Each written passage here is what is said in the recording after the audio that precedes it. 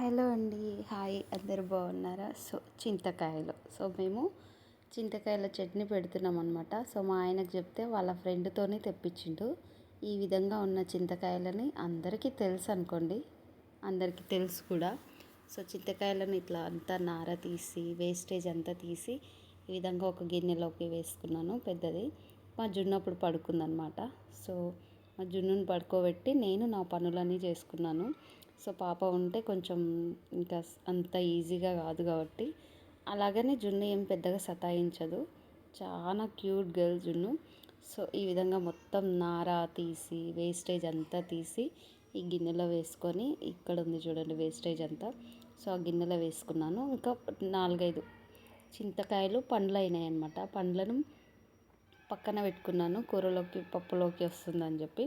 So ఇవన్నీ గిన్నెలో వేసుకున్న తర్వాత నేను వాటర్ వేసి మొత్తం కడిగిన అనమాట.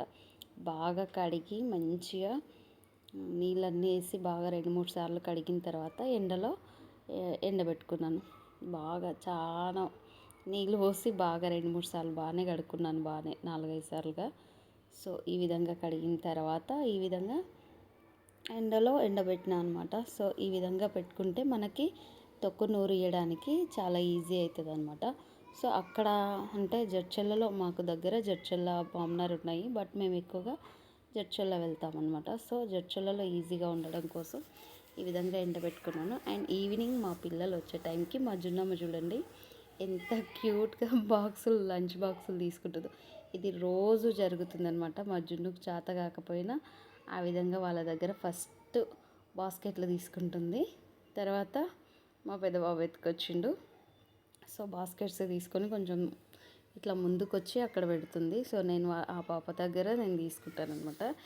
అండ్ నెక్స్ట్ డే నేను చింతకాయ తొక్కు పెట్టించుకురావడానికి జడ్చర్లకు వెళ్ళినాను. ఈ విధంగా మిరపకాయలు అమ్ముతున్నారు, మిరపకాయలు, ఎల్లిపాయలు, మనకి ఏం అవసరం ఉంటే అవి. సో ఇక్కడ చూడండి వీళ్ళందరూ చింతకాయ తొక్కు పెట్టుకోవడానికి వచ్చారనమాట. సో నేను ముందు రోజే చింతకాయలు నార తీసి వేస్టేజ్ తీసి కడిగి పెట్టుకున్నాను కాబట్టి నాకు ఈజీ అయింది. జస్ట్ మిరపకాయలు తీసి, అంటే మిరపకాయలు చింతకాయలు ఎంత ఉన్నాయో వాటికి సరి సమానంగా మిరపకాయలు తీసుకోవాలన్నమాట.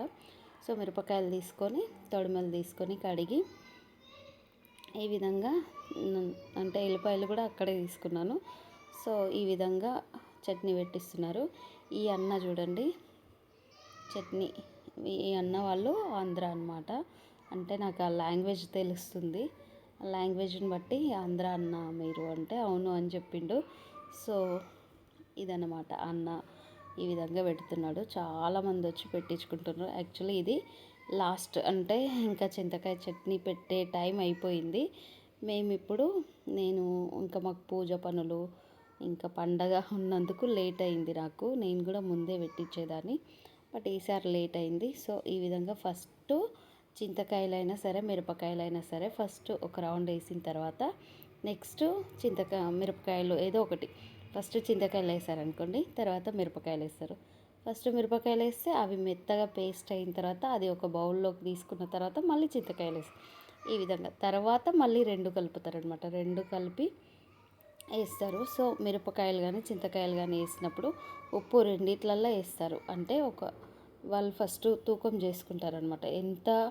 ఎన్ని కేజీస్కి ఎంత ఉప్పు అనేది వాళ్ళు అక్కడ తూకం మిషన్ ఉందన్నమాట. మిషన్ పైన పెట్టి తూకం చేసి ఉప్పు తీసుకుని ఈ విధంగా ఉప్పు తీసుకొని ఇంకా మళ్ళీ మెంతులు, మనం ఎల్లిపాయలు ఇవ్వాలి, మెంతులు పసుపు వాళ్ళే ఇస్తారు. కేజీ ఫర్ 40 రూపీస్ తీసుకుంటారు, ఒక కేజీకి 40 రూపీస్ తీసుకుంటారు. సో మనకి ఎన్ని కేజీస్ అయితే అన్ని కేజీస్ లెక్కన అమౌంట్ తీసుకుంటారనమాట. సో ఈ విధంగా అంతా కలిపి మిక్స్ చేస్తారనమాట. సో ఈరోజు నేను చింతకాయ చట్నీ, అంటే ముందు రోజు అంతా శుద్ధి చేసుకున్నాను కదా, నెక్స్ట్ డే చింతకాయ చట్నీ పెట్టించుకొచ్చిన, అంటే ఈరోజు అనమాట. సో నా చింతకాయ చట్నీ పని అయిపోయింది. అండ్ నేను నా చింతకాయ చట్నీ పెడుతున్నప్పుడు వీడియో తీయడం మర్చిపోయినాను. తర్వాత గుర్తొచ్చి వేరే వాళ్ళది పెడుతుంటే తీసుకుంటున్నాను అనమాట. అన్న చెప్తున్నాడు, అమ్మ నేను మెంతులు పసుపు వేసినప్పుడు నువ్వు తీయలేదమ్మా అని. పర్లేదులే అన్న, నేను వాయిస్లో చెప్తాను అని చెప్తున్నాను అనమాట.